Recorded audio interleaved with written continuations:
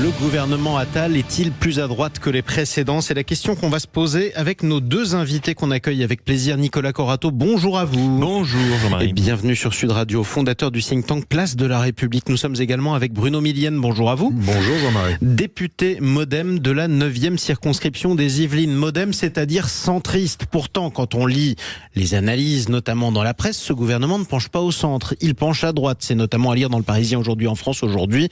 Emmanuel Macron qui a appelé juste avant l'annonce du gouvernement Nicolas Sarkozy par courtoisie, je cite, pour le prévenir qu'il allait débaucher Rachida Dati. C'est un gouvernement de droite ou pas? Si la photo est à droite. Ouais. La photo est à droite. Maintenant, moi, j'attends les actes. Vous dire qu'on est ravi de la photo au Modem, ce serait vous mentir. J'attends de voir maintenant l'efficacité et les réponses que va amener ce gouvernement. On a 3 ans et demi pour que les Français s'aperçoivent que l'action politique est une action réelle et qu'elle influe leur quotidien. Donc moi, ce que j'attends maintenant, c'est des actes. Des actes de droite, donc, puisque la photo est à droite. Non, écoutez, on peut être de droite ou de gauche, on peut éventuellement s'entendre sur un diagnostic. Ouais. Si le diagnostic est bien posé, derrière, il faut amener les bonnes réponses. C'est quoi le diagnostic ? Le diagnostic sujet par sujet. On peut prendre tout ce que vous voulez comme sujet. Il faut déjà poser le bon diagnostic sur les problèmes à résoudre. Ensuite, il faut voir partout où on peut amener les réponses qui sont des réponses pragmatiques et réalistes. Moi, c'est ce que j'attends. Voilà. Mais après, ça, vous êtes gentil, Bruno Millienne, mais ça vaut pour un gouvernement de droite, un gouvernement de gauche, un gouvernement écologiste, ça vaut pour n'importe quel gouvernement. Je vais vous prendre un exemple plus précis. Si on prend le cas de Catherine Vautrin, elle va avoir 2 passages un peu difficiles. La réforme de l'AME, si elle est maintenue, et puis la fin de vie. Et là, on verra effectivement les réponses amenées par les ministres. C'est important de le rappeler. Ça a failli être une première ministre. Elle y a été pressentie pour Matignon précédemment. Elle est désormais ministre du Travail et de la Santé. Vous avez peur concrètement qu'elle soit trop à droite et qu'elle fasse obstacle à la légalisation de l'euthanasie? Mais on verra. C'est dans les actes, dans ce qu'elle répondra. Moi, je ne vais pas présager à l'avance des actes que vont faire ces ministres. Le président a été clair hier, il me semble. Il allait demander des ministres au travail et des ministres qui soient pas gestionnaires, mais qui soient révolutionnaires. Eh ben, allons-y. La vraie révolution, ce serait une action concrète sur le terrain. Moi, il y a plein de choses que j'ai demandées depuis plus de 2 ans. Que vous avez toujours pas. Et que je n'ai toujours pas, qui sont des choses concrètes pour les Français. Donc on verra. On verra ça. Nicolas Corato. Oui, la question est bizarre. Vous nous demandez aujourd'hui si ce gouvernement est de droite. Moi, j'ai quand même l'impression que depuis 2017... le ni de gauche ni de droite est en fait un coup de barre à droite. Vous dites ça parce que vous êtes de gauche. Quels que soient les castings d'ailleurs des gouvernements, mais je vous rappelle la prise de fonction du Premier ministre Édouard Philippe, premier ministre d'Emmanuel Macron, qui déclarait « Je suis un homme de droite ». Et si on fait le bilan des grandes réformes de ce double quinquennat jusqu'à présent, on a plutôt une balance qui penche à droite. Madame Borne, qui est une femme dite de gauche, a conduit une politique de droite. La réforme des retraites, la réforme de l'assurance chômage, la loi sur l'immigration ne peuvent pas être qualifiées de réformes dites de gauche. Très bien. Clément Beaune, l'une des figures de la gauche macroniste, n'est plus là. Il a perdu même la mairie de Paris pour plus tard. Mais encore une fois, ça va plus loin que le casting. Je pense que dans la Macronie, les actes dépassent le casting. Et que d'une certaine manière, cette fonction de dépassement qui qualifie le macronisme pousse aussi les hommes à dépasser aussi leurs origines et leurs orientations politiques. Et on a vu des hommes de gauche, je pense par exemple à monsieur Dussopt, mener des réformes qui sont typiquement des réformes de droite, comme la réforme des retraites. C'est pas une critique de ma part. Je pense qu'à un moment, le macronisme devra assumer son orientation politique. Et ce qui manque aujourd'hui dans les déclarations de M. Attal, c'est justement de préciser quelle est la ligne politique de son gouvernement et quel est le programme. Vous attendiez des actions, quel est le programme concret qu'il prévoit pour les Français. Sauf qu'Olivier Dussopt, on le rappelle, c'est le ministre qui a fait passer la réforme des retraites. Il venait de la gauche, il n'est pas reconduit au gouvernement. Pareil pour Clément Beaune, ministre des Transports, qui a freiné des 4 fers finalement et mangé son chapeau finalement sur la loi immigration. Il n'est pas reconduit. Oui, mais ça ressemble quand même à une purge. Non, mais vous voyez bien que... Alors évidemment, vous allez dire, c'est pas étonnant de la part d'un centriste. Ok, très bien. Mais vous voyez, moi, je suis pas d'accord sur le diagnostic. On a vécu pendant près de 40 ans sur cette espèce de bascule, un coup à droite, un coup à gauche, qui nous a amené finalement vers pas grand-chose. Je devrais pas le dire parce que je ne sais pas quelle décision j'aurais prise à la place des gens qui étaient au pouvoir avant, qu'ils soient de droite ou de gauche. Mais force est de constater que quand on est arrivé, on a trouvé un État dans un État un petit peu lamentable. Parce qu'on s'amusait à défaire ce que l'autre avait fait, etc. Tout ça par pure idéologie. Est-ce qu'on pourrait pas, pour une fois, pour une fois, tous, les forces républicaines se mettre autour de la table, partager un diagnostic et partager des réponses. C'est ça l'idée de l'axe central et du centrisme. Quand on réforme de gauche... Quant aux réformes de gauche, je suis désolé, il y a des réformes qui vous paraissent à droite, mais je vais vous prendre... Alors c'est des petites réformes, mais sur la vie quotidienne des Français, ça a une importance capitale. Demandez aux femmes aux femmes monoparentales dont les maris ne payaient pas les pensions alimentaires, le fait qu'elles les reçoivent maintenant directement par la CAF et que c'est la CAF qui se charge d'aller récupérer l'argent auprès du mari indigent, ça, pour ces femmes-là, c'est une vraie réforme. Quand on a supprimé une partie de la cotisation, des cotisations salariales pour les salariés, et que l'augmentation de salaire en net, alors que c'est pas à l'État d'augmenter les salaires du privé. C'est de l'argent en moins pour la sécurité sociale, oui, monsieur mais le député. malgré tout, c'est du pouvoir d'achat. Vous pouvez pas dire à chaque fois, à chaque fois qu'on fait quelque chose de social, c'est de la sécurité sociale en moins. Si on regarde les programmes de gauche, excusez-moi Nicolas, mais c'est beaucoup d'argent en moins. Moi, j'ai assisté aux propositions sur le dernier PLF. Ce n'était que des dépenses. Il n'y avait pas de recettes. Donc il y a un moment, il faut qu'on sorte de cette ambivalence. Je vous le promets, j'en suis sincèrement persuadé. Cette ambivalence droite-gauche pour aller sur des choses réelles. Qu'il faille mettre un petit peu plus de social sur les 3 ans et demi qui viennent, alors là, vous me trouverez toujours à vos côtés pour le dire. Est-ce que vous avez le gouvernement pour le faire ?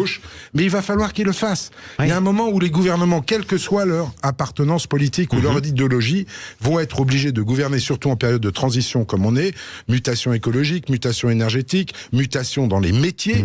Ils vont pas pouvoir se permettre de ne faire que de l'idéologie. Ils vont être obligés de prendre les situations telles qu'elles existent dans le pays et y apporter des réponses concrètes et comment dire, et de bon sens. Et ça, fatalement, à chaque fois, vous direz, ah, bah là, ils ont fait un truc de droite. Ah, bah là, ils ont fait un truc de gauche. Bah non, ils ont fait un truc qui va dans le sens qu'il faut pour les citoyens. Nicolas Corato, Gabriel Attal qui confirme la volonté de baisser les impôts pour les classes moyennes, ça c'est de droite ou c'est de gauche ? C'est une politique qu'on peut qualifier de droite. C'est une politique de baisser les impôts, c'est de droite. Mais oui, parce que quand vous baissez les impôts, vous baissez les recettes de l'État et donc vous baissez, par exemple, les moyens que vous attribuez aux services publics, alors que les Français demandent beaucoup plus de services publics et plus de protection les impôts, dans la santé, dans l'éducation, dans la sécurité, dans la sécurité. Non, mais bien sûr que les Français ne demandent jamais qu'on augmente les impôts, mais là aussi c'est une question de responsabilité. C'est-à-dire qu'à un moment, on peut pas avoir une majorité qui nous dit le problème c'est la dette, et le MoDem a depuis toujours une cohérence sur ce sujet-là, et nous dire en même temps il y a une dette abyssale, on ne peut plus rien faire et on va baisser les impôts encore de 2 milliards. Il y a un moment où il faut être cohérent et responsable. Il a tort de vouloir les baisser. Et donc je pour pense vous, il a tort de vouloir les baisser, Gabriel Attal. Moi, je pense qu'il a tort de... L'idée aujourd'hui, en France, de dire on va baisser les impôts, sans expliquer quoi que ce soit d'ailleurs, sans expliquer à quoi sert cette baisse d'impôts, c'est à mon avis à minima incohérent. Et je ne comprends pas d'ailleurs, d'une certaine manière, l'unité de cette majorité entre des gens qui sont plutôt responsables, je pense au camp de monsieur François Bayrou, qui a toujours été très clair sur le risque endémique de la dette, chose que je partage parfaitement, et une grande partie de cette majorité qui semble ne plus avoir du tout d'avis sur la question. Il y a un vrai sujet sur la trajectoire budgétaire de ce pays. Je pense que monsieur Bruno Le Maire n'est pas du tout aligné avec son Premier ministre. Donc si j'écoute Nicolas Corato, Bruno Millienne, ça donne pas beaucoup de raisons à ce gouvernement de droite de danser sur sa jambe gauche. Il n'en a même pas les moyens. Bah, il va falloir de toute façon. Parce qu'il n'a pas les moyens. Mais non, mais il faut trouver les moyens. Nous, on a amené au MoDem quelques idées qui n'ont pas été retenues, vous le savez très bien, avec Jean-Paul Mattei, notamment sur les dividendes, notamment sur le rachat d'actions. Tout ça, ça a été balayé. On va le remettre sur la table. On est là pour amener des actions concrètes pour trouver de l'argent pour l'État, de manière à pouvoir assurer aussi les comptes de la sécurité sociale, parce qu'il vous aura pas échappé que notre population vieillit, que la sécurité sociale, à un moment ou à un autre, va se retrouver en déficit chronique. Et puis, Nicolas Corato, merci de mettre en avant la responsabilité du MoDem en matière de dette. Mais pendant les retraites, personne n'a repris réellement, avant que la loi soit votée, le fait que François Bayrou avait noté une chose qui était très importante, c'est pas tant le paiement des retraites qui nous pose un problème, c'est les recettes. Et les recettes, c'est un problème démographique. Voilà, donc on perd 30 milliards. Il nous manque 30 milliards de recettes par an sur les retraites. Et donc on doit faire quoi ? Bah, c'est pour ça que le gouvernement a pris la responsabilité de reculer l'âge de la retraite de 2 ans. C'est pas populaire. Il n'y avait pas réellement d'autre choix, et c'est pour ça que nous étions d'accord, nous, au MoDem. Mais on a plein de solutions à amener, il faudrait qu'on soit enfin écoutés. Dernière question à tous les deux, parce que c'est quand même le symbole de cette matinée, c'est la polémique du jour. Je le rappelle, la ministre de l'Éducation nationale, la nouvelle ministre Amélie Oudéa-Castéra, qui assume avoir scolarisé ses enfants dans le privé, parce que, je cite, l'aîné qui était dans le public avait, je cite encore, des paquets d'heures de cours qui n'étaient pas remplacés. Est-ce que vous saluez sa sincérité, Nicolas Corato, est-ce que vous trouvez ça choquant ?